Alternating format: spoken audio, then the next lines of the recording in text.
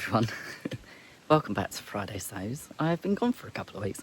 I thought I'd take you on a little wander, and I'm absolutely out of breath and really need to get out more and do a bit more walking. But I am walking back home after dropping something off at the post box for a lovely lady that was after a fat quarter of a particular type of Tulip Pink fabric that I had in my stash. So I'll catch up with you back in the sewing room in a bit. Right, so we are back in the sewing room. I have caught my breath from walking up to the post box, which just goes to show how unhealthy I really am. And I thought I'd go through what's been going on the last 2 weeks because I couldn't film a Friday Sews last week. The reason being, I wasn't even in the county. I was at my parents' house because I had to go over and do their hair. So I drove over to Essex and it took me 3 hours, 15 minutes to get there, and the best part of 5 hours to get home. So by the time I got in and had dinner and sat down and passed out, I was just too tired to do anything. So unfortunately, the first thing that couldn't be done was Friday Sews. I was going to film it on Saturday, and then I got muddled up in doing lots of things in the sewing room and didn't get around to doing that either. The Thursday last week, I ended up having a friend round to have her hair done because I'm doing her hair for her wedding in a week's time next Thursday. And then I drove up to Oxford to deliver my old, it would barely been used. My previous Benina 570 was sold to the lovely Denise. So I drove that up to Oxford, which is halfway between me and her, and I dropped that off for her, had a little chat with her, and then drove back. So Thursday was a no-go as well. And then that's pretty much what happened last weekend. And then I can't even remember what happened Sunday. And then Monday just rolled into another week at work, and Monday, Tuesday, Wednesday were really busy. Yesterday I was sample sewing for the lovely Brandon and Kaif, and today I am back to share with you what's been going on basically. So today in the sewing room I have been working on my last Circle of Makers make, which will be going out on Monday. I have completed all my projects for Circle of Makers for Great Work. They go live on Monday, so if you are interested in seeing what they are, if you pop over to my Instagram, which is Adam Sews as well, you'll see them all go live on Monday afternoon sometime. So I will go through, first things first, I will go through all the blocks that I've been sewing, because we are smack bang in the midst of 100 Days, 100 Blocks, which is the sew a block every day for 100 days. And this year is the 99 Problems quilt, and the challenge is hosted by the lovely Ange, who is Gnome Angel, whose podcast I was on a little while ago. If you haven't listened to that, I'll try and remember to put the link for that down below if you want to go and have a listen. I may be appearing on there again at some point soon, so you'll have to subscribe to the podcast and find out. There is some awesome other interviews on there. There's one with my lovely friend Suzanne Campion, and loads of other very interesting people that are from the sewing and quilting world, and a little bit about their lives. So if you are at a loose end for a podcast to listen to while you're quilting or sewing, then I highly recommend the Fussy Cutters Club, and I will pop a link to my episode down below, which will also be you'll be able to go through and find all of the previous and new episodes. So I have completed quite a few more blocks. One of them being this one, which was yesterday's block. There is a bear paw block with a fussy cut in the centre, which is this one here. This one I love. I fussy cut the little raccoon with the apple in the centre, and I just love the blues of this one. This one is a whopper of a block. This is a 12.5-inch finished block. I've tried to just be as colourful as possible with this quilt. So they may clash, they may not all go together, but I don't really care. It's going to be a very colourful, very happy quilt once it's finished. And I'm trying to use up as many pieces of Tula that I've got in my stash as possible.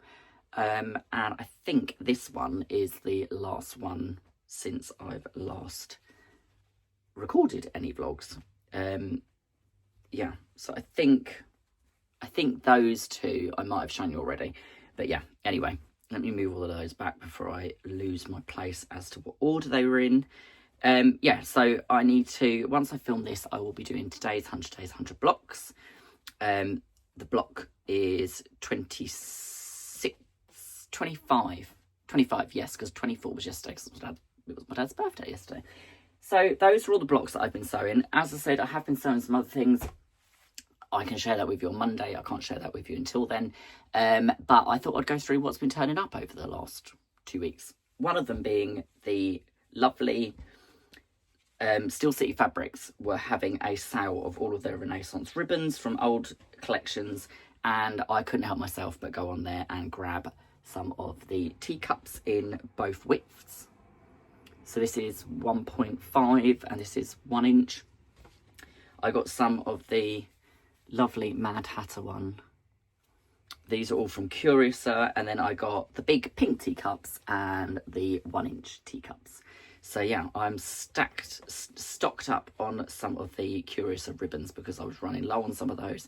I do love a ribbon, and I do like to fill up my stash with ribbons and put them on as many things as I possibly can.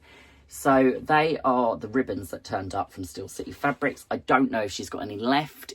She may have, I'm not sure. Head over to Steel City Fabrics and have a look through the Renaissance ribbons section. They were reduced heavily if you're in the UK and you want to grab any. If not, you can always go over to Pink Door Fabrics in the States and you can order from Chelsea Direct. So one of the other things that turned up was a whole load of spools of Goodman thread because I needed some Goodman for sewing garments. And I just thought, you know what? Why not just go for pretty much every shade of blue that Penny had? So these are on a deal at the moment with Penny from Fabrics by Penny community group on Facebook. I think they're 3 for £6 or something, which works out a lot cheaper than if you buy them from other retailers in the UK. She also does really nice quality woven interfacing and other things which I've probably bleated on about before. So yeah, if you want any Goodman threads, these are the 100% cotton ones, so they is no chance of them ever melting if your iron's too hot. And I just prefer using cotton rather than polyester if I'm sewing a high quality cotton shirt, because I like the thread to be the same composition as the fabric. So yeah, I grabbed a load of those off Penny, and I will link it down below if you're after any Goodman threads. While they're on a deal, it's always worth stocking up because they don't last as long as you think they do. The other thing that turned up, I've got a bag of things that have turned up because I was going to lose it all otherwise over the last 2 weeks because I couldn't remember what turned up when. I bought some fabric off of the lovely Angela that is Devon Thread Towels on Instagram and on YouTube.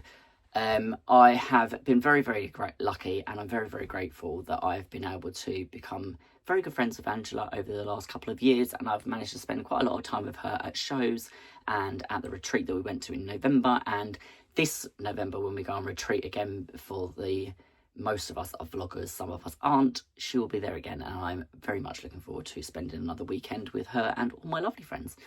So she was having a D-stash on her D-stash account over on Instagram, and I grabbed this crazy lycra because my husband has taken up cycling and he needs some more cycle shorts, and they're not that easy to find cycle shorts that are actually anything that are other than black or navy. So I grabbed this. I think it's about 1.4 meters, so I might be able to get a pair of shorts and a bib out of that, which you'll see him come in and I won't worry about him getting knocked off it because everyone will see him. The other thing that turned up was a parcel from Tulip Pink. I ordered one of their bundles for Tula's mum's retirement deal that was happening because they're closing Tulip Pink, and there was a 1, 2, 3, 4, 5, 6, 7, 8, 9, 10, 11, 12, 13, 14, 15, 16, 17, 18, 19, 20 piece fat quarter bundle. One of them is the De La Luna with the faces on there, and a lot of the others are out of print as well, and I just wanted to grab one and show my support for the closing down sale, and to grab a fat quarter of the beautiful De La Luna print.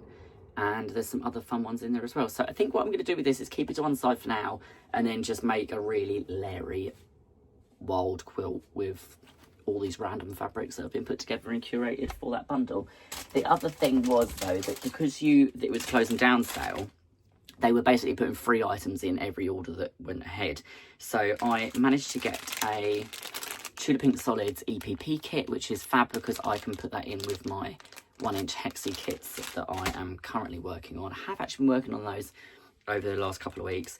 And then there is some grey work 2.5-inch squares as well in there, and a couple of the Tulip Pink stickers as well. So they were my free gifts for ordering one of the big fat quarter bundles.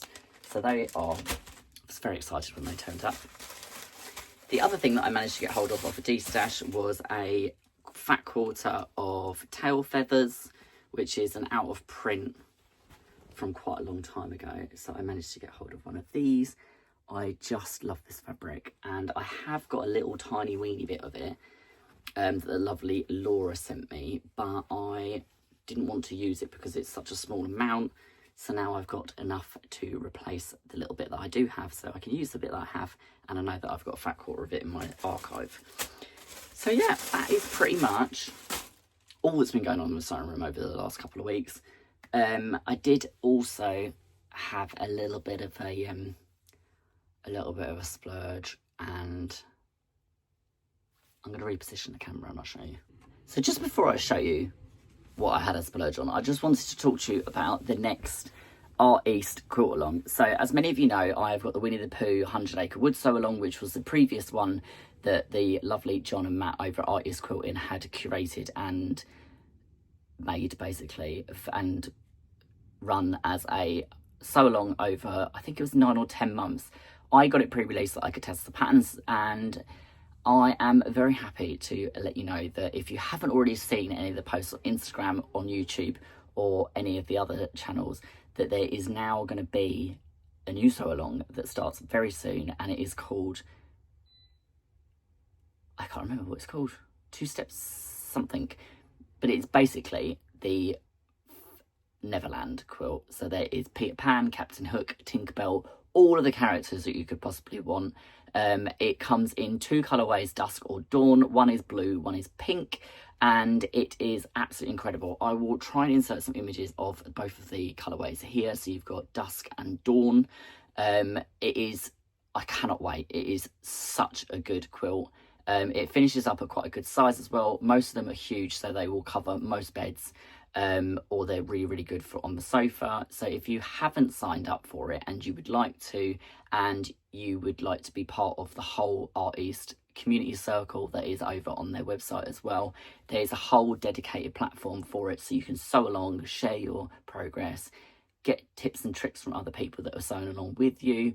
It is just such a lovely community to be part of. So I will pop a link in my description box that will take you straight over to check that out if you would like to sign up. Yeah, so I will carry on with showing you what I've been purchasing. So this is an angle that you don't normally see for sewing room, which is my window, and I managed to get hold of a Tulip Pink 770 Quills Edition. This doesn't have the embroidery module with it, but I am going to look at getting one, but I found this on a Facebook selling page, and the lovely lady that was selling it has had it serviced. It's been immaculately looked after, comes with all the accessories. I've stuck one of the Tulip Pink limited edition stickers on there just because I like it, and yeah, I'm now the proud owner of a Benina 770 QE Tulip Pink special edition, which I'm very excited about, which means that my 570 QE is currently going to be serviced tomorrow, because I have a funny feeling that a good friend of mine wants to have that one off me to relieve me of some space so that I can keep hold of this beast.